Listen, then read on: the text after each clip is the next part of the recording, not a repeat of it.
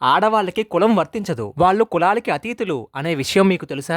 ఒక రాజకీయ నాయకుడు ఓట్ల కోసం ఇంటింటికి తిరుగుతూ కులాల వారీగా ఆడవాళ్లను ఓట్లు అడుక్కుంటూ ఒక ఇంటికి వెళ్లి తలుపు కొట్టి ఆ ఇంట్లో ఉన్న ఆమెను అమ్మా మీది ఏ కులం అని అడుగుతాడు. అది విన్న ఆమె ఒక స్త్రీ తల్లి కాగానే కులాలకి అతీతురాలవుతుంది అని చెప్పగానే అదెలా సాధ్యం అంటూ ఆశ్చర్యపోతూ అడుగుతాడు ఆ రాజకీయ నాయకుడు. అప్పుడు ఆమె ఒక తల్లి తన పిల్లల మలమూత్రాలను శుభ్రపరిచేటప్పుడు ఆ తల్లిది శూద్ర జాతి. ఆ పిల్లలు పెద్దవాళ్ళయ్యే తరుణంలో వారి సంరక్షణ బాధ్యతలు నిర్వర్తించేటప్పుడు ఆ తల్లి ఒక క్షత్రియ వనితగా మారుతుంది. ఆ పిల్లల పెరుగుదలతో పాటు ఆమె కులం కూడా మారుతుంది. వారికి విలువలు నేర్పిస్తుంది, సంస్కృతి సాంప్రదాయాల గురించి నేర్పించి బ్రాహ్మణ వనితగా మారుతుంది. చివరిగా పిల్లలకు మంచి విద్యాబుద్ధులు వచ్చి సంపాదన పరులైన తరువాత ఆ తల్లి వారికి ధనం యొక్క విలువను ఆదా చేయడాన్ని నేర్పించి వైశ్య ధర్మాన్ని ఆచరిస్తుంది. ఎప్పటికైనా మీ రాజకీయ నాయకులు మేధావులు ఒప్పుకుంటారా భారతీయ స్త్రీ కులాలకు అతీతురాలుగా జీవిస్తుంది అని? నిన్ను కన్న నీ తల్లి కూడా కులాలకు అతీతురాలే. ఇక నువ్వు ఏ కులానికి చెందినవాడివి, ఏ కులం పేరుతో ఓట్లు అడుక్కుంటున్నావు అని ప్రశ్నించి ఇది కేవలం స్త్రీలకు మాత్రమే కాదు పురుషులకు కూడా వర్తిస్తుంది